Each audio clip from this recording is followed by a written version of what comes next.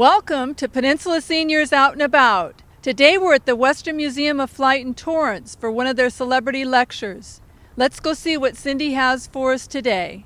Good morning, everyone. I'm Cindy Maka, and I'm the director of the Western Museum of Flight. Dr. Gary Fogle is Chief Executive Officer of Natural Selection, Inc., a company in San Diego specializing in machine learning algorithms that allow computers to solve engineering problems on their own for industry, medicine, and defense. He holds a PhD in biology from UCLA. Gary has had a passion for gliding flight since early in his childhood and has established 11 world records and 33 national records for radio-controlled models. He and his father, Larry, helped preserve the Tory Pines glider port in San Diego through various historic designations, and through that process, Gary became an expert to the early history of gliding in Southern California. His book, Wind and Wings, The History of Soaring in San Diego, received the Joseph Lincoln Award from the Soaring Society of America in 2001.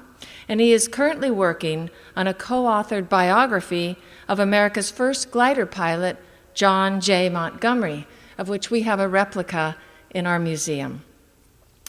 Now, while he is up here, please pretend not to notice the Band-Aid on his forehead. He wanted me to tell you that he ran into a door, but I think he was bitten by one of his own simulators. Anyway, I'm sure he has some other cock and bull story to tell us about it, but I promise that none of this will distract from the fascinating history of Southern California soaring. So ladies and gentlemen, a rousing welcome to Dr. Gary Fogle.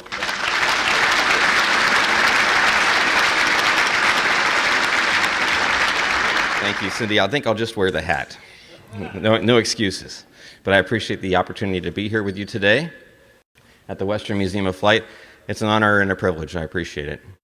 So I'm going to take you on a journey from the beginning of the dawn of aviation in Southern California and all the way through till about the 1980s or so, and show you the breadth of knowledge in gliding that's occurred just in this region alone. And it all started in the late 1800s, 1880s, 1883, with a gentleman by the name of John Montgomery, who was living down in the Otay Mesa area, just south of San Diego. And he was an incredible inventor, way ahead of his time, in terms of thinking about aerodynamics, specifically about how a wing shape could generate lift. And he generated several ornithopters. These are flapping wing machines that he could try to get himself to fly in like a bird would, but they didn't work. And he then built, in 1883, his first glider, which is the same as the replica that's in the museum here at the Western Museum of Flight in 1883. And with this glider, he made several hops and was able to glide for a little bit in a controlled fashion. He made two other gliders in 1884 to 1885 in San Diego with different designs on the airfoil shape, testing his principles of aerodynamics with varying degrees of success. And later, he went up to Santa Clara, up in the Bay Area, and made his more famous glider, the Santa Clara. It was a tandem wing glider, shown here in the picture. And he hired a very well-known trapeze artist who had practiced doing trapezes from balloons, hot air balloons that would take him aloft. And he was crazy enough at the time to do hot air balloon trapeze work. Great guy for being a glider pilot. And so John hired him to do this, which is to have his glider hoisted aloft by a hot air balloon to an altitude of about 4,000 feet, in which the pilot would cut a rope, release from the balloon, and then glide back down in a controlled fashion to a prescribed landing point, designed ahead of time. This is in 1905. And at the time, this was the highest altitude flights by man in the world. No one had ever flown over just a few feet off the ground, hundreds of feet maybe if you're lucky, not 4,000 feet at the time. And he could glide for minutes at a time. It'd take maybe 15, 20 minutes for him to come back down from that altitude and land at exactly where they said he was going to land. It was a miraculous achievement, the most daring feat accomplished by man in aviation to date. And so Montgomery was very well known at this point.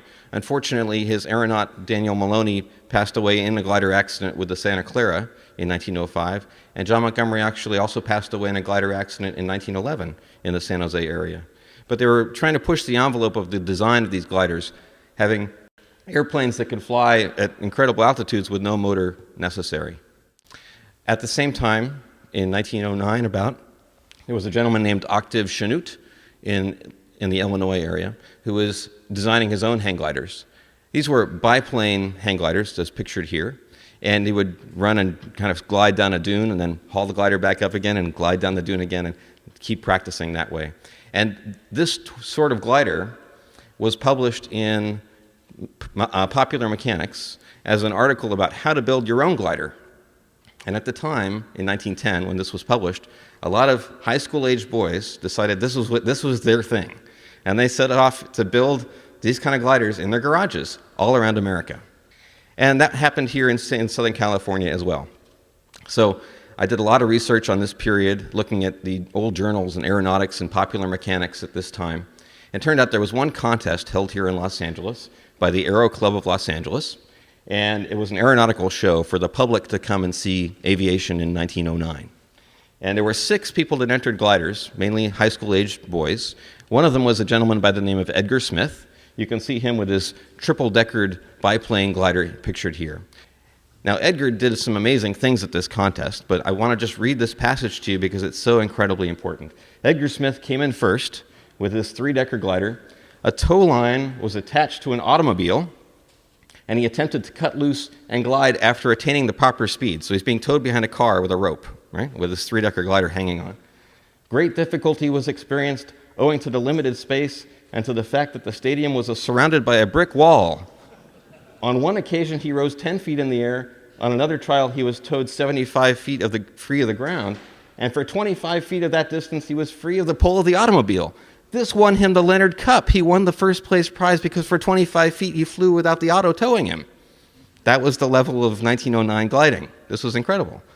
One gentleman set forth to change that, and in 1911, Orville Wright, who of course had experience in powered flight in 1903, went back to Kitty Hawk specifically to try to soar, to take a motorless aircraft and attain lift and just stay in the air without the motor and try to ridge soar over the dunes at Kitty Hawk. I'll get into the differences between gliding and soaring in just a little bit, but what was amazing at the time was that in October of 1911, Orville was able to stay in the air, in a glider, motionless over the dunes for 9 minutes and 42 seconds. And that was a world record at the time. No one could even believe that he could stay in the air without a motor for more than just a few seconds, like everyone else could. This is something incredible, something very special. And that record in gliding stood for many years, all the way through World War I. And it wasn't until after World War I, when the Treaty of Versailles that ended the war forbid the Germans from flying powered aircraft. The Germans were very smart people. They still wanted to fly. They got very heavily involved in gliders. What a great way to keep going. And they really revolutionized the sport of gliding. They made all sorts of different designs and started exceeding Orville Wright's record for endurance in Germany. It took until the late 1920s for America to sort of catch up in gliding, and that had to do a lot with Charles Lindbergh's crossing of the Atlantic and this new spirit of innovation and enthusiasm for aviation that was born in the younger kids at the time, and this romanticism that grew up in America with Lindbergh's accomplishment. One of those people in the same time in America that was experimenting with gliders here in Southern California was a man by the name of William Hawley Bolus. And he's a very, very well-known person in gliding history.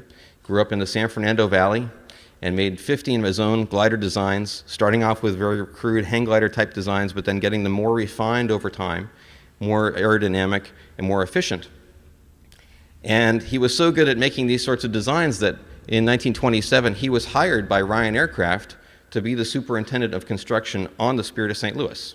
So he's a very well-known designer and also very good at getting projects done on time and getting them out the door, which is what Ryan, of course, wanted for the Spirit of St. Louis, which they did. They got it done on time. And of course, we all know the story of Charles Lindbergh's flight across the Atlantic with that plane. But Bolus didn't stop there. He decided in 1928 to build his number 16 glider, which was a revolutionary design. It was a real sailplane. For the first time, an American had designed a sleek designed aircraft specifically for the purpose of soaring. And it was this glider that's shown on the bottom right-hand corner. He test flew that in Bonita, which is an area of San Diego, and also at the newly named Lindbergh Field in San Diego. Here's a picture of that glider, very different from the early sort of primary hang glider designs. It has some unusual features. It had tip ailerons, so not conventional ailerons, but the entire tip of the wing would rotate. And in fact, they were independently rotated at the beginning of his design. Later, they were coupled. And it had rudder and elevator. But a very sleek, almost like a modern sort of sailplane design, you would say. And I'd like to then get into the difference between what's a glider and what's a sailplane. So the classic definition from this time period in the 1920s and 30s was that if you were taking a glider and gliding down the hill, just to go glide down the hill, you were gliding. It was just not extracting any energy out of the atmosphere. You're just going to have fun by staying 10 feet off the ground and going as long as you possibly can. If you were, though, however, able to soar, able to extract energy out of the atmosphere, let's say that there's a wind hitting a ridge and that wind gets diverted upwards, kind of like an inverted waterfall. If you knew where that was in the air, you could stay in that current and be lifted more than you were falling as a glider. And you could stay and remain up in the air. That's a sailplane, or that would be soaring. And the goal was to try to do what Orville Wright had done in 1911, which is to remain up in the air for 9 minutes or more. And at this point, still no American had beaten that record. It was still so amazing at the time. And there were other people experimenting with gliders at the same time. I'll come back to Holly Bolus in just a little bit. But one of the people here in Southern California was a gentleman by the name of Dale Drake, a very brave man. He decided in 1929 to be towed behind a motor plane. He was towed from Reedley, California, which is just north of Bakersfield area, to Long Beach, to land at the Long Beach airport here by Aerotow. And that was a 250-mile aerotow at the time. It was the first aerotow in American history. And they said it was a world record. I'm not sure if it was a world record or not, but it certainly made the news. He then went on to try to set and beat Orville Wright's record. He wanted to do that here in Southern California, living here in Long Beach. One of the coastal ranges that he decided to go try his gliders at was near San Clemente. If you drive between San Diego and San Clemente, you see the ridges there where the houses are now developed all over the hills. You also note sometimes that there's tremendous birds circling in that area. I've always wondered if that's a great lifting area, but he recognized that that is where the coastal wind hits those mountains, and maybe that's a good place to do some soaring. So in April 1929, he and a group went down there specifically to go try to beat Orville Wright's record. And he got really close. He did a 7-minute glide, followed by an 8-minute glide, and he was going for gusto on the last one, ended up crashing on the beach, not hurting himself, but damaging the glider sufficiently that ended the experiments for the day. Right? But he got really close. It was very good. So here in Southern California, we almost beat Orville Wright's record in 1929. And there was tremendous growth now in the youth in Southern California becoming interested in gliding because it was such an inexpensive way at getting into the air. You could not get very high up maybe, but at least it gave you that chance at feeling what Lindbergh was like and what he must have experienced and how exciting it was. And there were several glider contests that were held in Southern California in this period. The first being here at Long Beach, at the Long Beach airport. They had a collection of gliders there looking for distance and duration and tasks of that nature. Also 2 held in San Diego in July and over Labor Day weekend in September of 1929. And these brought together all the glider enthusiasts regionally from Riverside and Long Beach and San Diego to try to compete against each other to see who has bragging rights in Southern California as being the best glider pilots. And this is a picture from one of those glider events. This is at the Pacific Beach meet in July of 1929. And this is the sort of glider that was being flown mainly by these high school-aged kids that were building these gliders in their garage or at the woodshop class in their high school, and then bringing them out and hopefully not hurting themselves, but having a lot of fun. And you can see on the picture, there's a line that goes on the bottom of the hill. That line is the bungee cord or the rope that was used to launch the glider. So essentially what they would be doing is they'd set the glider at the top of the hill, had a big rope, which is like a big rubber band, a catapult. You have your 2 teams of friends, and they start running down the hill, pulling this rope as fast as they can, and you've got your other really good friend hanging on the back for dear life, holding you in the catapult. And when these kids get to a certain point where they start falling over, you get released by your best friend in the back, and then you get shot off the side of the mountain and you glide down below. Right? So the picture, the guys on the right are just about ready to fall over. But then once you're released, you get to glide down, in this case over Pacific Beach, off of the south side of Mount Soledad, to see who can go the furthest, right? It all depends on how strong your friends are when you're launching and how strong that rope is, but you're going to go for gusto. And of course, when these contests were going on, not only did the high school students enter their gliders, but Holly Bolus entered his sailplane as well. And you can see here pictured, again, at the same location. This is Holly Bolus's number 16 sailplane flying in that July 1929 meet. And of course, with his exceptional cleanliness of the sailplane, he was able to go further and maybe stay up longer than many of the high school kids. So he took a lot of the trophies for these contests. I will say he did not take the altitude record at one of these meets because one poor group of primary glider pilots, they launched the glider so hard that it went up straight into the sky and stalled. And then the poor pilot had to hopefully pull out and pull full elevator. He came back out and kept going, but they gave him the record for the altitude for the contest because of his launch. There was one contest held here at Redondo Beach at a glider port that was just located near the Hollywood Riviera area. If you're familiar with that, it's just between Palos Verdes, Torrance, and Redondo Beach. And I've got a map on the next slide, but this was a big contest. This attracted 20,000 spectators to come out and watch these glider pilots from all around Southern California compete for different contests. Now, unfortunately, the wind didn't come up. And of course, this is a ridge soaring contest, so with no wind, there's not much to do. But they tried to go and please the crowd anyway, and the soaring champion, Jack Barstow, only was able to soar for 2 minutes and 2 seconds. Again, Orville Wright's record is still there at 9 minutes, and no one's able to beat it, right? And here's all these 20,000 spectators waiting for someone to beat it, and no one's beating it. It's like, oh, terrible. And Dale Drake also entered. He had a flight of 1 minute, which, again, for Dale Drake was pretty poor. So this is where that location of the Hollywood Riviera glider port was. It was in operation from about 1929 to about 1935 or 36 or so, located on Calle de Arboles in the Redondo Beach area. There was a line of trees there, and it was a nice open area with a slope that would go out towards Pacific Coast Highway and the ridge beyond Pacific Coast Highway. And they would launch towards the west and be able to soar. And in fact, some people were able to soar all the way around Palos Verdes on the top of Bluff Cove and all of that on the west side of Palos Verdes. It became a very well-known and influential soaring site in the 1930s. Here's a picture of a primary glider being launched at that Hollywood Riviera glider port in 1929, 1930 or so, heading out towards Pacific Coast Highway where the telephone poles are in the distance. There's no houses. We should have all bought real estate. Holly Bolus recognized the skill of his piloting and his sailplane. And in 1929, he set out to go break Orville Wright's record. He did so at a location in San Diego called Point Loma. It's that sort of promontory that sticks out near the bay. Very nice ridge. It's set out away from the bay in the prevailing wind. It's almost always windy there. Landing's a little difficult because it's a narrow area to land in, but in late 1929, he set up his sailplane and was able to stay up in the air for 14 minutes. And it was the first time that an American had beat Orville Wright's record from 1911 in an American-built glider. But he wasn't stopping there, and he started going there every weekend and flying more and flying more and flying more. And pretty soon he was doing some miraculous flights, all the way up to 9 hours and 5 minutes at Point Loma going back and forth. Some of these flights went into the nighttime. He'd have to land at nighttime with all the car headlights illuminating the road for him so he can come in and land. People yelling, "How are you doing?" And he'd yell back, "I'm doing okay, how are you?" Because he could talk at It's just, open air cockpit. I can hear you great. I have no motor. How you doing? So they would have conversations at the whole time. Great fun. But of course, all of this happened right during the middle of the Great Depression.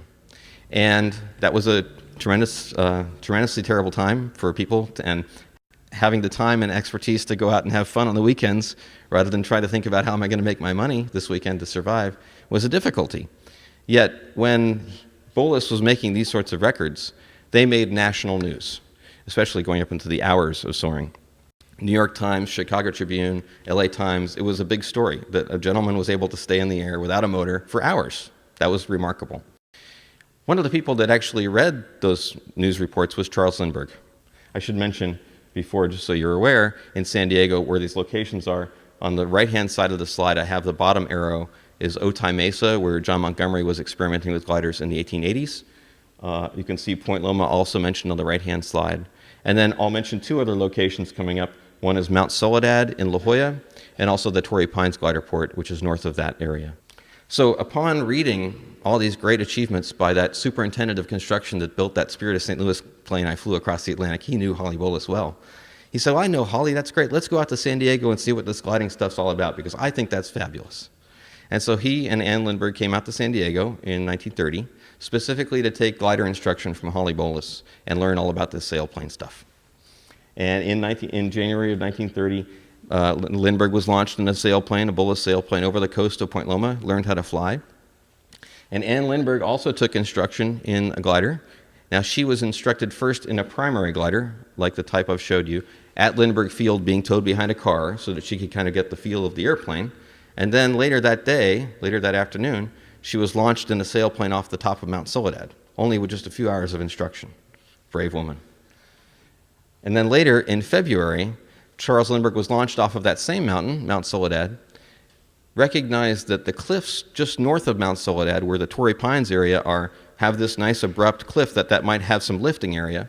And he went to the north, started flying in that lift, and was able to keep going pretty much out of the sight of everyone that had launched him. He just keeps going. Where's he going? And he kept going all the way up to Del Mar and landed on the beach at Del Mar. At the time, that was a distance record for gliders. No one had ever flown that far. And everyone was very concerned that Charles Lindbergh, where's he gone? Where's he flown to? Everyone rushed down the mountain trying to chase him to see where he's gone. So here's a picture of Anne Lindbergh getting instruction from Holly Bullis at Lindbergh Field. This is in 1930. That's the glider she learned in. And here she is getting launched that afternoon off of the top of Mount Soledad in a 60-foot Bullis sailplane with Charles Lindbergh standing in the bottom right-hand corner wondering if that's a good idea or not. It was. For that accomplishment, she won not only her third-class glider license, her second-class glider license, but also her first-class glider license. It's a set of 3 glider licenses depending on your endurance and how well you've done. She was the first woman to achieve all 3 of those. Here's Charles Lindbergh getting instruction from Holly Bullis in a sailplane up at Point Loma, and also Charles Lindbergh getting launched off of Mount Soledad for his flight north to Tory Pines. Now, of course, again, everyone on the right-hand side of your screen is going to fall over here pretty soon when that shock cord is released. They're all tumbling, right? But we launched Charles Lindbergh. That's pretty incredible. That's a good deal. And here he is after landing on the beach, after they found him. He was already taking the plane apart. And, of course, people would come up and wonder, why did you have an accident? You landed on the beach. Was there a problem? Oh, you're Charles Lindbergh. Oh, my goodness sakes. It made the local news was crazy with this story. This is amazing. And because of this activity, many local kids got involved in gliding because Charles Lindbergh was gliding in San Diego. I got to do it too. So because of the Lindberghs' interest here locally, regional glider clubs spread everywhere. Every little city in Southern California had their own glider club. The high school kids would be building them in the garages. They'd all get together and fly wherever they could. They'd try to compete with each other on the weekends, and they had this big regional glider club need. And because of that, and also because of the need of trying to find the locations to do these things safely, they decided to form an organization that would collectively represent all of these organizations. And that was called the Associated Glider Clubs of Southern California. It was sort of like the AAA of gliding at the time, right? And that glider club is the oldest surviving glider club in America. It's currently active in San Diego, but it's still going on. Not representing all these other little glider clubs now, but it's its own thing over time. I will mention briefly a gentleman by the name of William Crawford, who also experimented with gliders here in the Southern California area, specifically in Seal Beach. But not just experimenting with gliders, he took primary gliders and then tried to apply motors to them to make them more efficient as a motor glider. Now, we have motor gliders flying, and in fact, there was one just flying before the lecture this morning out here at the airport. Usually it's nice to be able to fly in a motor glider because you can fly to wherever the lift is good, turn off the motor, and then soar in that area, and when you're done, you put the motor back on and you come back home. This is a little different. Here's the motor glider that he was experimenting with. Now, he would sit right behind the propeller, which is basically right in front of his face, with the motor right above his head, and trying to make this work. It actually did work very well as a very low-cost, low-speed training aircraft. So people came to Seal Beach specifically to train in this motor glider because it had a very, very very slow landing speed. But he also could fly for very long distances with not much fuel. So he flew from Seal Beach to San Diego, 100 miles, with this aircraft. All the little newspapers along the way would mark when he was coming by. It made the news for each local paper the next day. It was like a big event. But again, it must have been very noisy. But people trying to then take gliding and the efficiency of gliding back to aeronautics. There were other people that were experimenting with gliders in different ways. Another person here in Southern California was Richard Devine. He wanted to fly from Long Beach to Catalina in a glider. And he did that by towing his glider behind a boat. Okay, so that's kind of neat. I like that idea. You got car tow, you got people shooting off the mountain with catapults. We can boat tow across to Catalina. The only problem is he had never been to Catalina before. So he launched, hoping that there's a place to land in Catalina. And he got to Avalon, and he's looking, there's no beach. Where do I land? Right? So finally he found this area called Pebbly Beach, which is just south of Avalon.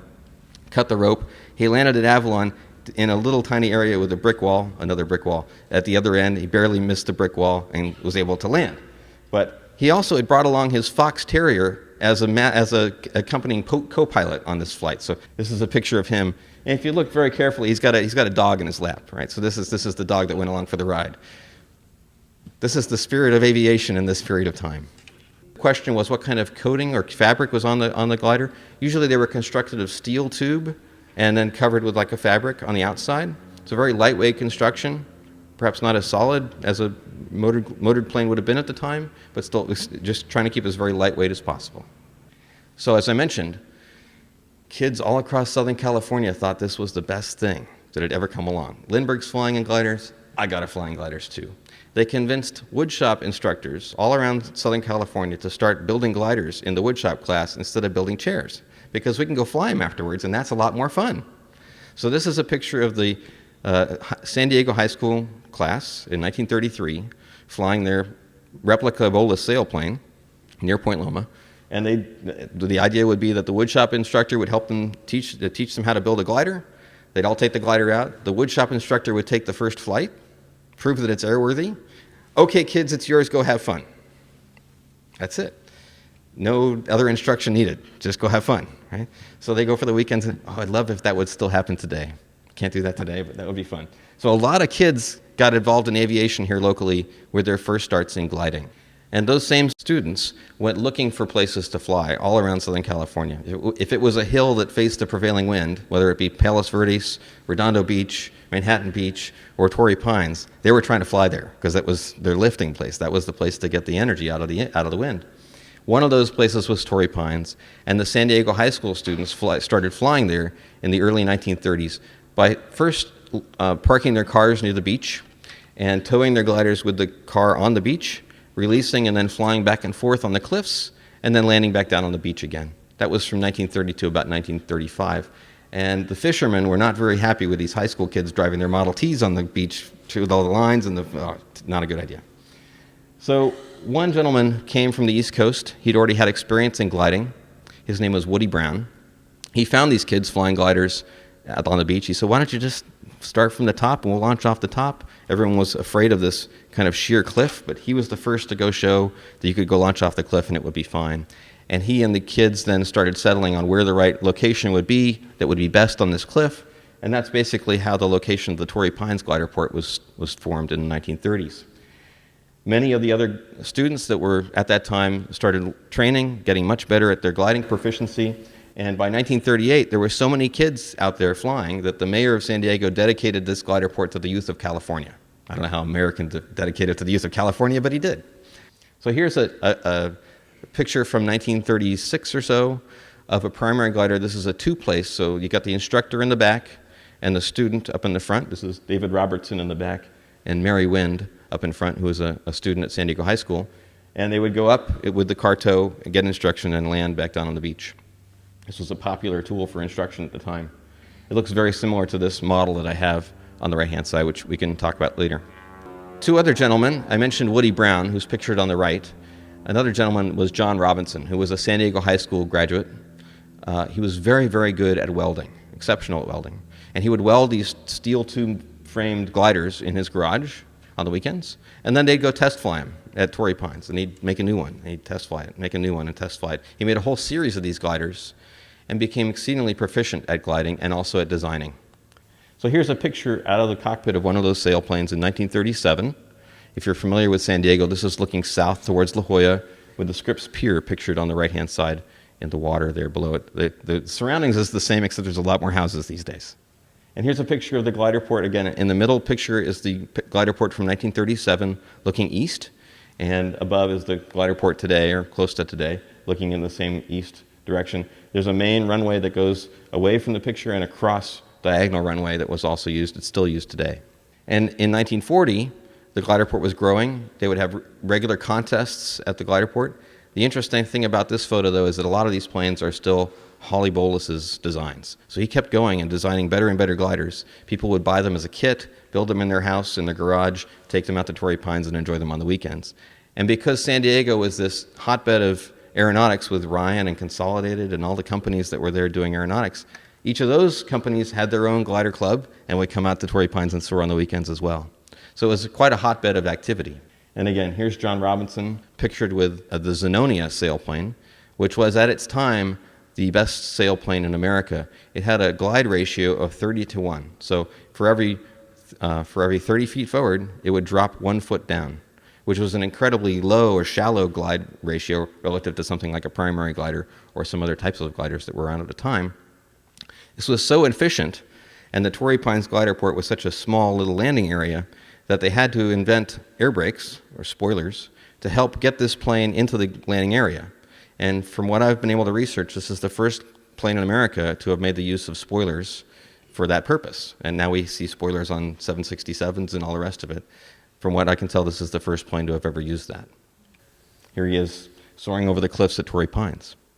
I'll get back to John Robinson in a little bit, but I want to focus on Woody Brown. Woody Brown was a fantastic man, not only in soaring, but in many other aspects of life. He set a national distance record, a goal record. He said when he was at a glider port contest in Wichita Falls, Texas, that his landing point would be Wichita, Kansas. Everyone laughed at him. "You're going to fly over Oklahoma? You kidding me?" He's like, "Yep, I'm going to fly over Oklahoma." And he flew over Oklahoma in this very small Bolus sailplane all day long. He took a ham sandwich along, but he forgot to eat it, and ended up landing at his goal in Wichita, Kansas, which was a 280-mile flight. It made national news. The president sent him a telegram congratulating him for his accomplishment. All great stuff. But Woody excelled at other sports too. He was one of the first people to surf in San Diego. He's well known in the area for his surfing. He took the ability to build glider wings and made very lightweight balsa longboards, surfboards, out of that same technology. Plywood, balsa, all sorts of different hollow boards, like an airplane wing would be made out of hollow, lightweight, because it's a big board. And you got to carry that out all the way to the ocean. He designed all sorts of new kinds of longboards. Also was one of the first to surf the big waves in Oahu, in the Pipeline area. He's well known in surfing. He's a legend in surfing. And while he was in Hawaii, he also noticed that the Polynesians had designed this very stable catamaran design, outrigger canoe. And he was the first to take that same design and make it modern and take tourists for rides in Waikiki on this modern catamaran, making use of the environment in a nice, friendly way, but in 3 different sports: soaring, sailing, and surfing. He's a legend in all 3. In fact, one of the people that went for a ride on his catamaran in Waikiki was Hobie Alter, who later ended up patenting the Hobie Cat. Woody was perfectly happy with Hobie patenting the Hobie Cat. Woody just wanted to take tourists for rides in Waikiki. But it's that level of ingenuity and spreading the same knowledge into different aspects of invention that led him to these different designs. World War II came, and during the war, a lot of those kids, now that were older, became instructors for gliders, for training the U.S. Army Air Corps, and helping pilots become proficient in gliders in these types of yellow and blue training gliders, or 2-person gliders, so that those pilots in the Army could go fly much larger troop transport gliders, pictured on the upper right, that were used to drop troops behind enemy lines at invasions like Normandy, and also for the Netherlands and in Burma, all in regional conflicts. Many of these landings were made at nighttime in fields where you'd come in and land the glider. 16 troops would roll out of the glider and do their thing. You could also, instead of troops, carry a jeep inside one of these gliders. So they're very, very large gliders. And that was a very risky mission, and a lot of glider pilots paid for that. But they had their training by those same kids that were flying at Tory Pines and learned how to fly gliders very, very well. So they got some really great training. One of the best training programs was at 29 Palms here in Southern California. And during that same time, Holly Bolus was also designing other things. Holly was one of the first to design an air-streamed RV trailer for the back of a car. He sold the Bolus Road Chief. That later became the Airstream trailer. It was predating the Airstream. And it was aerodynamic. It had this great shape to minimize drag, right? So he used all the aviation knowledge from gliding into making a trailer that he then take to glider contests and sleep in. It's great. He sold quite a few of those, and in fact, they're very rare, and if you find them on eBay, they sell for $30,000. He also made a troop transport glider for the military. the XCG-16 pictured here. It's a flying wing type thing where the troops would be in the inside of that big pod in the center. It never went into production. It was only an experimental design, and the end of the war came, and it never got to see combat. But again, he still kept designing. After the war, though, all the surplus gliders that were used for training during World War II were available to the public at surplus and very cheap. And so a lot of the glider pilots immediately started buying up these sailplanes because they were pretty good sailplanes and flying them back at Tory Pines and other places in Southern California. Tory Pines became this great center of gliding activity, though, after the war, specifically because of a contest that was held annually in the wintertime, the Pacific Coast Midwinter Soaring Championship. People from all around America would come to San Diego for this contest because it was the nice warm place to be and you're not freezing in the Northeast. And you could still do some soaring. It's not middle of winter. But they made it fun and attractive. They had contests for distance and duration and spot landing. And of course, it's just after the war, so they also had a bomb drop. You take a little sack of flour with you on the winch launch, and then you have to drop it out and hit a target on the way out, right? It's just after the war. The longest flight I've been able to find out of all those contests was 183 miles from Tory Pines out to Brawley, which is out near El Centro. So they were able to fly just on the soaring currents at Tory Pines and then find a thermal and fly that inland and keep going all the way over the mountains into the desert. They also had at each meet a queen for the meet. One of those queens was Raquel Tejada, who became later Raquel Welsh. She was a native of La Jolla. TV national broadcasts. It was broadcast on Wide World of Sports, very popular. It would bring a lot of people to the sport of aviation and gliding. In particular, thousands of spectators would line the cliffs to watch these activities in San Diego. So these are just some pictures from some of the contests. It's nice to see the formation flying. And you can see the spectators in the background. This is one of the spot landing contests, again with a bolus baby albatross glider design. But you can see lots of spectators lining the hills. I wish we had these kind of spectators at our aviation meets today, just for fun on the weekends. It'd be great. And people recognized then that ridge soaring was nice, but you could do this type of thermal soaring where if you knew where to look in the atmosphere to try to find lift, particularly underneath cumulus clouds, you could circle in those and soar like a bird would, gain altitude, and then transfer that altitude into distance, find the next thermal and go up again, and keep doing this iteratively. This was a new concept in the 1930s into the 1940s, and people started developing better and better tools to do this kind of cross-country soaring. And one of the people that excelled at that sport, that aspect of soaring, was John Robinson. He was this gentleman I mentioned to you before who had learned at San Diego High School, flew at Tory Pines, spent hours and hours and hours soaring at Tory Pines. He became very, very well known in the sport of soaring for his cross-country exploits. He was the first 3-time national soaring champion, also the first to fly over 300 miles in a glider, an American, first to fly in a sailplane over 30,000 feet high, pretty incredible. And he was the first in the world to earn soaring's international highest badge of honor, the Diamond C Award. This is an international award for distance and duration and altitude and such. He's the first in the world to do that. And I interviewed him, I had the fortune of interviewing him many times. He lived here in Southern California when I was researching my book. And he credited a lot of that success to that hours and hours of soaring practice that he did at Tory Pines, because he got to really know his airplane very, very well and could land and set up something new and launch and test it out and land and set up. He kept experimenting with his new designs and new ways of flying and really got to know his glider very, very well and do these accomplishments. Another gentleman who enjoyed soaring and learned a lot at Tory Pines was Paul McCready. And many of you may know Paul McCready, having been here in Southern California. Also another 3-time winner of the Nationals in soaring, first to become a world soaring champion as an American in 1956. But he had a passion for what he called doing more with less. And really that encapsulates what gliding is all about. You're not going to use a motor to pull yourself through the air. You have to find that lift and energy on your own and figure it out and do more with the less you have. Paul McCready went on to do some fabulous things. He designed the first aircraft to cross the English Channel under human power. Also the first aircraft to cross the English Channel under solar power. Also designed the EV1 for GM, which was one of the first electric-powered cars to go into production. And also designed the Pathfinder, which is shown on the bottom left, an unmanned aircraft with solar panels on the wings that can launch and stay up at very, very high altitudes, 80,000 feet or so, and do reconnaissance missions or surveillance and come back down and land, all without a person on board. And he credited all these sorts of designs and things and his thought process of doing more with less to the glider experience he had at Tory Pines. Yet there's a third type of soaring that was found in the 1950s, and it's called wave soaring. These are incredibly high altitude conditions I talked about ridge soaring down below and thermal soaring in between, but wave soaring is really, really very high up. Really what happens is there's a tremendous wind, like a jet stream, that might hit a very, very large mountain range, like the Sierra Nevada, from the left to right on your picture here, and that creates a ripple in the atmosphere, kind of like a rock would in a river. And if you know where that wind is hitting the ridge and where that ripple might be, you can go up very, very high in these blue regions of lift, and of course you can come down very, very fast in the red regions if you're not careful. The red regions can be so severe that they can rip your plane apart, kind of issues.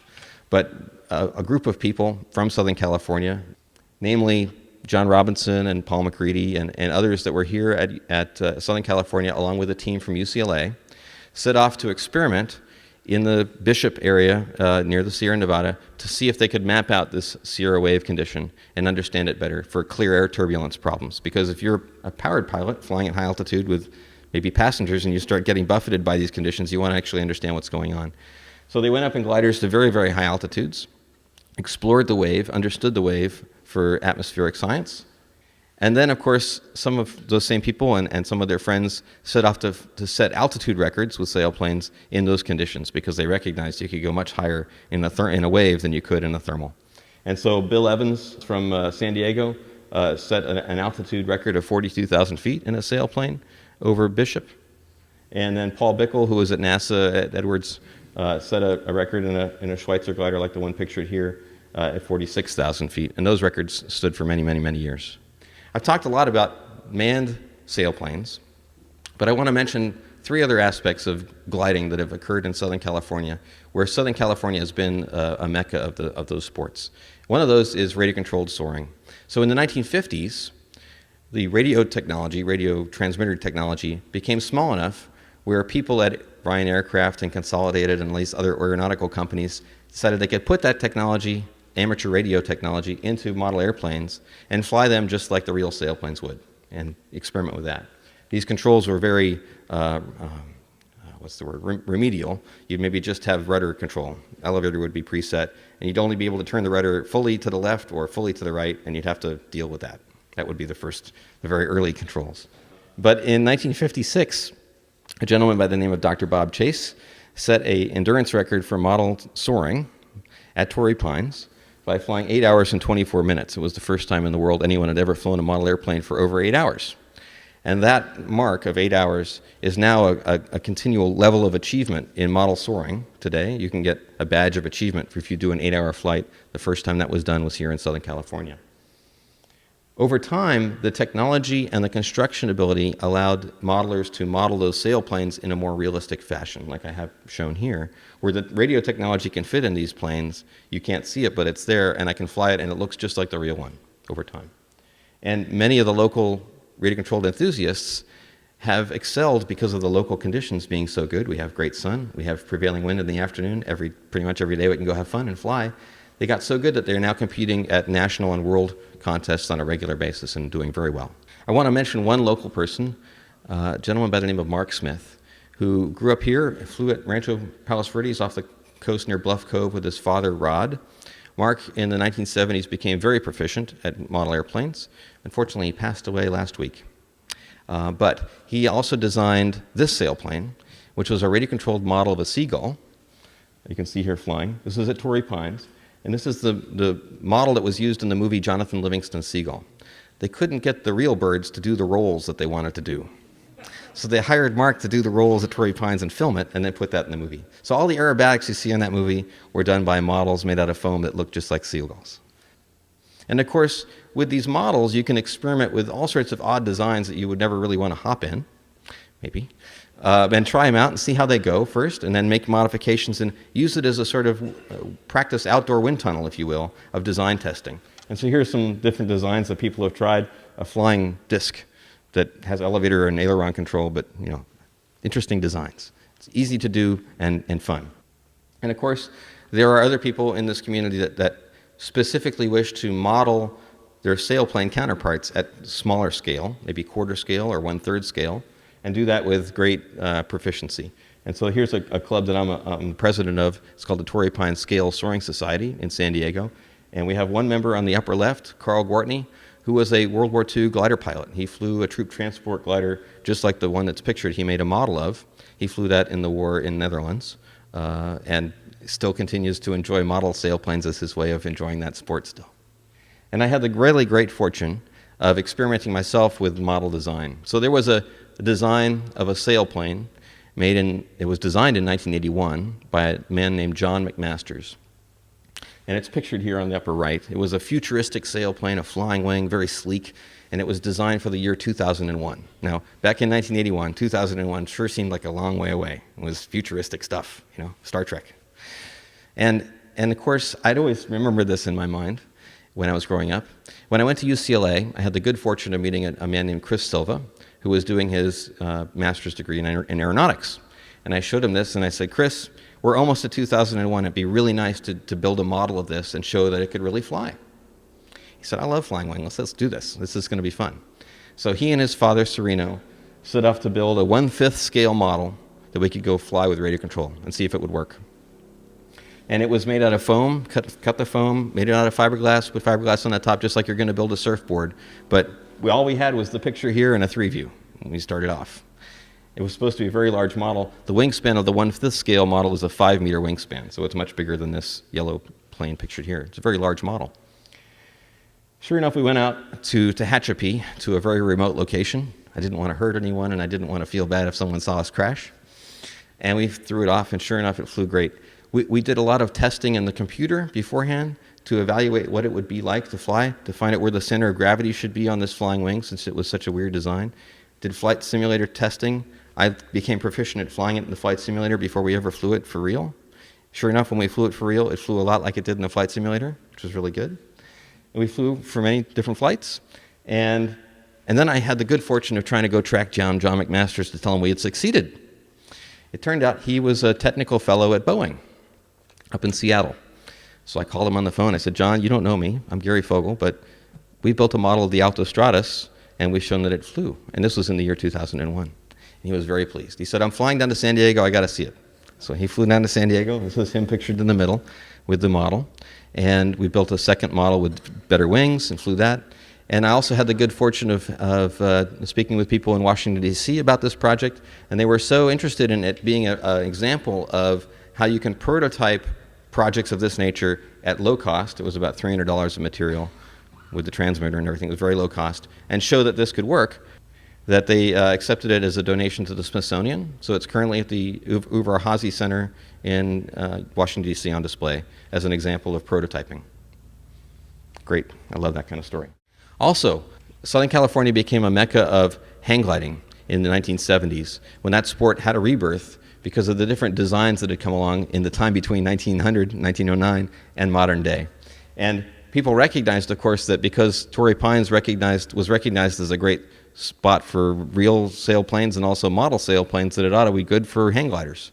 And so in that period, in that early period of the renaissance of hang gliding, there were 4 world records set for endurance by hang gliders.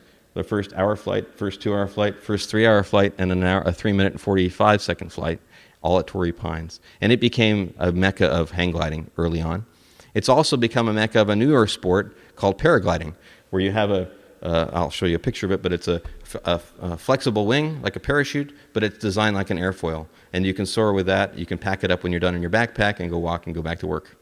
It's easy to transport. So here's what it looks like to be in a hang glider out of Tory Pines these days. Again, a lot bigger homes than were back there in the 1930s, but it's still beautiful. And here's what it's like to be in a paraglider above the cliffs of Tory Pines, where the golf course is. And there are also people that now are taking modern construction and going back to the way it started. So can you design a primary glider, effectively, out of modern components like the modern materials for carbon fiber and aluminum tubing and all the kind of things we have today, and still enjoy that spirit of being out there in the wind in the front, right? And so this is a modern primary glider called the Bug. It's a kit, by the way, if you're interested in getting the plans. You can build it at home. And my friend here, he just has a wheel on the bottom, and he kind of just rolls off the cliff edge and starts flying. It's really fun. And then there's other people that are experimenting with a combination of a foot-launched, like a hang glider, but making it so sleek that it's more like a sailplane in terms of its performance. So this is a plane called the Swift. It was designed up at Stanford. The gentleman literally runs holding this big wing off the edge of the cliff, and then can hook his feet up into this fuselage, if you will, and it performs at the level of a Schweitzer 126, a modern sailplane. Very nice design. But of course, there are a whole group of people that still like coming back to Tory Pines to do that sailplane activity that it's mainstay from the 1930s. There's a whole club, the Associated Glider Clubs of Southern California, that uses Tory Pines on an annual basis with lots of permissions to get that done, to fly the real sailplanes every winter.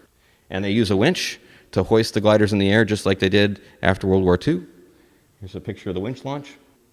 They also do car towing. When the winds are strong, you don't need the winch. You just tie the rope to the plane, to the car, and hopefully the guy will stop. But you go towards the cliff edge and then release the rope, and you get out over the edge, and there's so much lift, you don't have to worry about it. And here's the pictures of what it's looking like when you go for a ride in one of these gliders today over La Jolla. It's beautiful. I had the great pleasure of flying in the glider pictured on the upper right for an hour flight with my friend Doug Fronius. This is a World War II trainer glider that's been refurbished. Just like you refurbish a vintage car, people refurbish vintage sailplanes, of course. And we ended up having a nice hour flight in the morning on a very, very windy day in Tory Pines. So over time, because of these 4 different sports that now all share Tory Pines, it's become its own sort of Kitty Hawk of the West. It's recognized as this mecca of importance for all these different forms, and also celebrates the fact that we are now in our 125th year of gliding in Southern California. And this is the place that now is representative of that history. It also has its issues with a unique combination of all these different types of air traffic. So there's all sorts of site-specific rules that are enforced to make sure that the traffic is complementary. The glider port property, pictured on the right, as the satellite picture, also shown as a topo map on the left, is owned by 2 different property owners. The cliffside portion is a city park. It's owned by the city of San Diego. The runway portion on the back end is owned by the University of California. It's a part of UCSD. And so in order to get the sailplane operations every year, we have to get permission from these different property owners, and also FAA and other organizations too, to get that done. We've been trying to protect this resource for aviation for years now. There are 2 building projects going in here where the red triangles are pictured that are very large multi-story buildings that UCSD has put in. We went through a whole process of trying to fight that process, but the buildings are there. FAA has worked with us, though, to change the runway configuration slightly to still allow the gliders to fly despite the buildings, and we're hoping to get those gliders back in operation here very soon once those buildings are finished. But in order to make sure that not only the citizens recognize the value of this property, but also to make sure that it continues as a glider port in the future, my father, Larry, and I worked very hard from 1991 through 2003 to get various organizations to recognize the history of this place, and all the way up to the listing of it on the National Register of Historic Places to preserve it. Of course, that doesn't necessarily preserve it because the property owners can still go through hurdles to build on the property, but we're hoping at least it causes recognition in the public interest that this is a valued asset for Southern California. So for me, though, it's a personal story because I learned how to fly models and get my interest in aviation from my father out of Tory Pines. We would go out there on the weekends, and I experienced what it was like to be that San Diego high school kid that was interested and grew up with aviation. I was very fortunate in that way. So you can barely see, but on the upper right, I'm the little guy that doesn't reach higher than the cockpit, and of course that's me when I was 4 with my little model airplane. But I've grown up, and I still share the passion that I had as a kid, and it's taught me a lot about aviation and physics and math and all sorts of other scientific applications. So I would like to hopefully say that we can restore these kind of places to get that sort of bond and passage of aviation history to the younger people so that they can continue doing what we all enjoy. So I'd like to thank not only the Western Museum of Flight, but also these other organizations for working so hard to preserve this resource as its legacy of soaring in Southern California. I do have some models to display. This is an exact quarter-scale model of a primary glider. It's a German primary glider, but it's very similar to the ones that were flown here in Southern California in the 1930s. This is radio controlled, so it will fly. I've flown it at Tory Pines many times. It requires a lot of wind, and because it's a very draggy plane. To get it to really soar, it takes a lot of wind, but it's a lot of fun to fly. And when it's landing, it has the approach angle of the space shuttle. It just comes down like a brick. So this is a model airplane called the Blaster 2. It's all made out of carbon fiber, fiberglass. The wings are hollow. The all-up weight of this glider is 10 ounces. So very, very lightweight glider.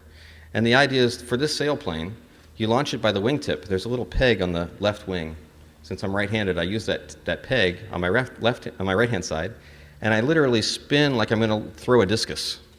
And I'll get enough energy out of spinning that I can throw this glider several hundred feet into the air, and then go out and look for thermals and stay up for as long as the thermal currents are there. And on a good day, I can fly that plane on one launch for maybe 30 minutes. And it's got full ailerons, elevator, and rudder. It also has flaps for landing. The idea is in the contests that people fly these with now, these are actually getting very popular. In these contests, usually you're doing a timed event, so you have to fly for 5 minutes, come back down, and then fly exactly for 5 minutes again, that kind of a contest. So when you're coming in for landing, you don't land on the ground. You try to catch it by the wingtip so that you can throw it immediately off and continue your round, right? So the catching is just grab it and throw it. It's a lot of fun. So this is a glider called an SBXC. It's a cross-country model sailplane, and it's got about a 14-foot wingspan. Again, all fiberglass construction, carbon fiber wing rod, so modern composite materials. And these kind of gliders are launched on a winch. You get up in this thermal current like an eagle or a hawk would do. You fly it very high, and then the object is to hop in your buddy's pickup truck and start flying cross-country to get to the next thermal and go up in that. The beauty of it is that in this kind of a bigger sailplane, I have a device that is a variometer. So a variometer is an instrument that does the rate of climb, how fast you're climbing or how fast you're falling. Now, of course, I can't be in the plane. So what it does is it sends a signal down to my ear. I have an earpiece that has the variometer noise. So do means I'm climbing, or do means I'm sinking, right? So I listen. I'm watching the plane and I'm listening the whole flight to know where I'm in the lift or not. And if I'm in lift, I'll circle there, go up, and then continue on. And so there are people that do this. They do it in very remote locations. We typically fly out near Taft or San Luis Obispo area. We're in the middle of California where there's just roads and farms and that kind of thing. But I had the pleasure of using this plane to set 3 world records. One was a goal and return distance. So in a goal and return flight, you have to say, before you launch, you have to say where your goal point is going to be. You have to fly there, return, and then come back and land at the point of launch. We did 10 kilometers. And on the second one, we did 20 kilometers. And on the last one, it's done 39 kilometers out and back. And that's the current world record. So this is the current world record holder for model sailplanes for goal and return distance. I want to thank you for your time and interest, and I appreciate it. Thank you.